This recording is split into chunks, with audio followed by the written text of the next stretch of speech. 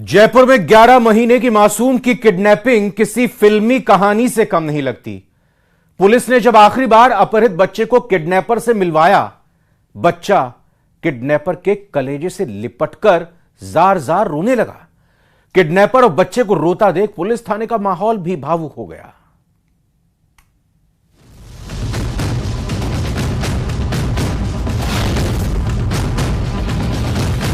ये किसी समाज का हिस्सा बन के नहीं रह रहा था, तो इस कारण से हमारी टीम को भी वहाँ पुलिस की टीम आने की इसको सूचना लगते ही है उस पूरे इलाके को छोड़ के भाग जाता था। तो पुलिस टीम को भी अपना भेष बदल करके और साधुओं के रूप में ही वहाँ विचरण करना पड़ा।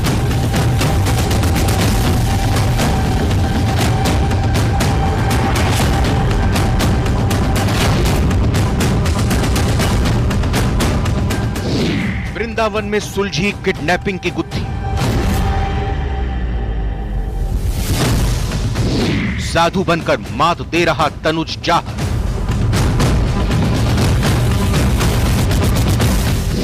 अपने बनाए जाल में फंस गया आरोपी।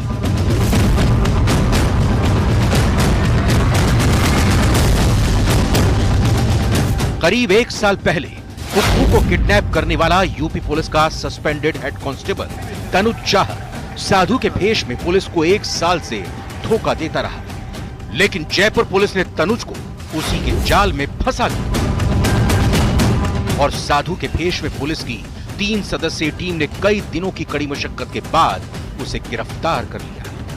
ये भूतपूर्व सर्विलांस टीम का सदस्य रह चुका है, तकनीकी रूप से बहुत कुशल है, मोबाइल फोन का इस्तेमाल ना के बराबर करता है, पूरी तरह से अपनी वेशभूषा को बदल चुका था। इसके जो पहले के परिवारजन थे, जो सगे संबंधी थे, विभाग में इसके जो भी साथी थे, उन सभी से पूरी तरह से ये कट चुका था। किसी को इसके होने की सूचना नहीं थी। गांव में भी जहां अगर कहीं इसने पनाह ली तो दोबारा कभी उस जगह पे ये जाता नहीं था। इस कारण से ये एक बहुत बड़ा चुनौतीपूर्ण टास्क था और लंबे समय तक विभिन्न टीमों ने वहां रुक करके बहुत ही पेशेंस के साथ इसकी तलाश की, जिस कारण से हमें सफलता मिल पाई। तो वजह क्या है सफलता? इसकी जो मुख्यतः जो अनुसंधान से वजह सामने आई है वो ये है कि ये जो पीड़िता है तनुज, जो मुख्य अभियुक्त है, उसके मामा का लड़का है। जो घटना का दिन था उसको ये यहाँ आया था और जो परिवादिया है उसको भी साथ चलने के लिए मजबूर करने के इसने प्रयास किया, जिस पर उसके द्वारा विरोध किया गया और उसका जो भाई है जो पास में रहता है, उन्होंने आकर के इनको रोकने की कोशिश की और उस कश्मकश में इसके भाई को गंभीर रूप से इसने और इसके साथियों ने, अभियुक्त ने और इसके साथियों ने गंभीर रूप से घायल भी कर दिया।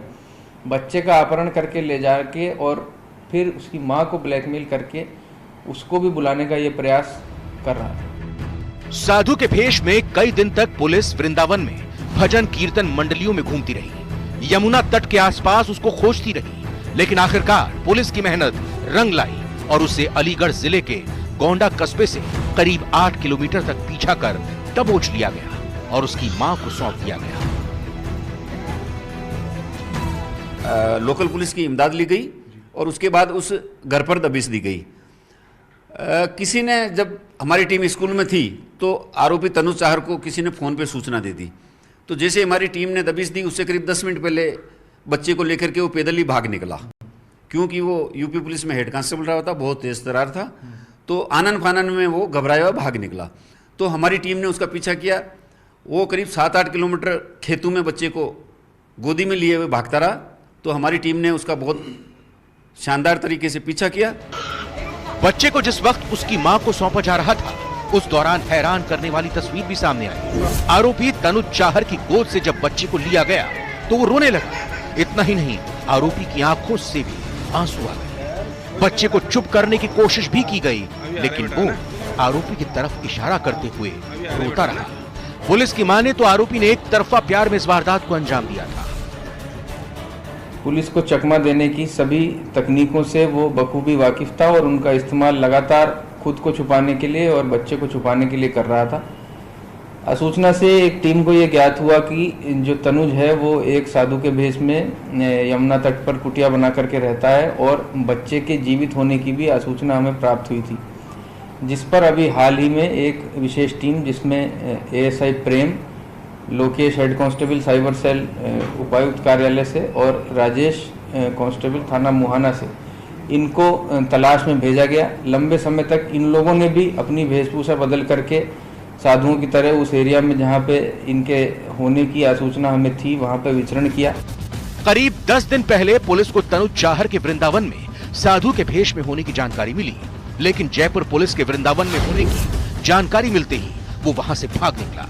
लेकिन पुलिस ने पूरी शिद्दत के साथ एक एक जानकारी इकट्ठा की और कुक्कू को बरामद करने में सफलता हासिल कर ली।